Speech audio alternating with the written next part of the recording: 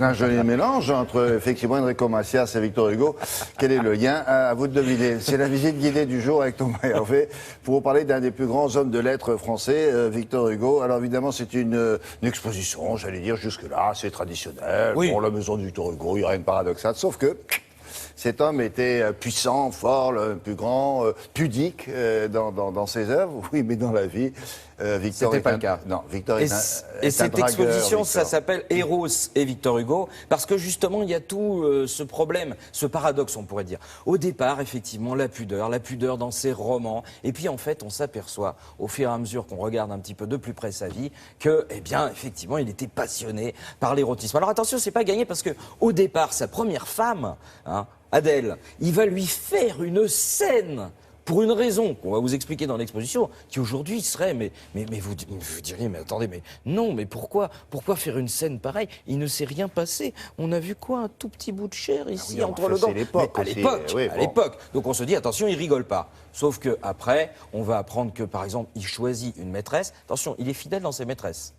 C'est-à-dire que Juliette Drouet, elle va durer quand même 50 ans. Ça va être sa maîtresse, mais pendant 50 ans. Non, c'est un tombeur, Victor. C'est sa maîtresse. Et le totor, on l'appelle le totor. Le totor, c'est un tombeur. Il adore ça. Et alors attention, partout, c'est-à-dire qu'effectivement, il peut aussi prendre une femme de chambre, pour modèle, bien sûr, comme inspiratrice. Et puis, il fréquente aussi les prostituées, les femmes dont c'est le métier. Donc on s'aperçoit qu'on découvre un homme qu'on ne connaissait pas. Ça, c'est aussi à la faveur de sa carrière politique. C'est-à-dire qu'on le connaît en tant qu'écrivain, mais il a aussi une carrière politique énorme et qui fait qu'il va avoir du pouvoir. Mais comment illustrer ça sous forme d'exposition? C'est pas Très facile. simple, parce que vous le savez, Victor Hugo n'a pas fait qu'écrire. Il aimait bien dessiner aussi également, il aimait bien faire des croquis. Alors évidemment, ce matin, on sait que tout le monde regarde, nous sommes un public familial, donc on a fait en sorte que quand même on a gardé les croquis et les estampes les plus chaudes pour que vous puissiez aller les découvrir vous-même à la maison de Victor Hugo. Nous, c'est constaté. Mais quand même, il était tellement fort qu'il est allé choper la femme de son fils, hein. Il est allé la draguer ouvertement, Alice Ozzi, en lui disant « Écoutez, vous êtes intéressé, vous m'avez envoyé une petite lettre, je vais bien répondre à votre petite lettre, mais il faudra venir à mon cabinet, comme ça vous verrez, ça se passera mieux. » Et ça, c'était avec son propre fils. Et le fils, il est au courant? Oui, il était au courant et il n'était pas content. Ah bon? Non, curieusement. Allez.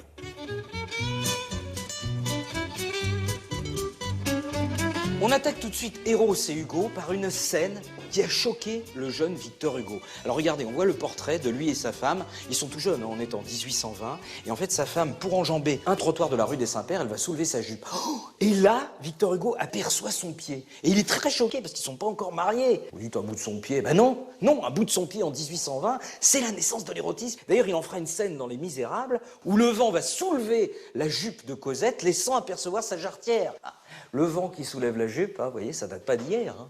Poupoupidou. Évidemment, dans cette exposition, vous verrez des nus de Corot, des nus de Ingres et des nus de Victor Hugo, car il aimait bien dessiner les femmes qui se dénudaient. Bon, évidemment, à l'époque, hein, au 19e, il n'y a pas tant que ça de femmes qui se dénudent dans la fenêtre d'en face. Bah non. Donc, qu'est-ce qu'il fait? Bah, il monnaie leur service. Alors, il propose aux servantes, aux dames qui passent, qui veut bien, en fait. Hein. Bonjour, Victor Hugo, père de France. J'aimerais bien vous croquer, vous dessiner, hein, nu? Oui, c'est pas plus mal.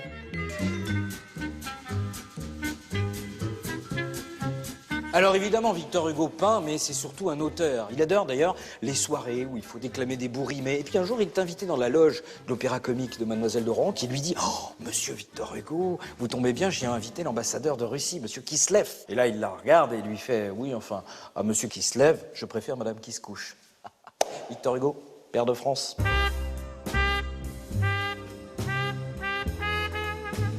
Bon alors, il dessine, il écrit, mais attention, il en profite aussi parce qu'il a sa femme, Adèle, il a sa maîtresse, Juliette Drouet, et il a une autre maîtresse, Léonie Donnet. Il va d'ailleurs faire un rébut dans lequel on voit le V de Victor Hugo qui est couché sur le L de Léonie. Le problème, c'est qu'ils vont être piégés, oui, par le mari qui va faire un constat d'adultère. Donc Léonie, direct en prison et ensuite au couvent, et lui, ah bah lui non. Bonjour Victor Hugo, père de France, immunité parlementaire, désolé.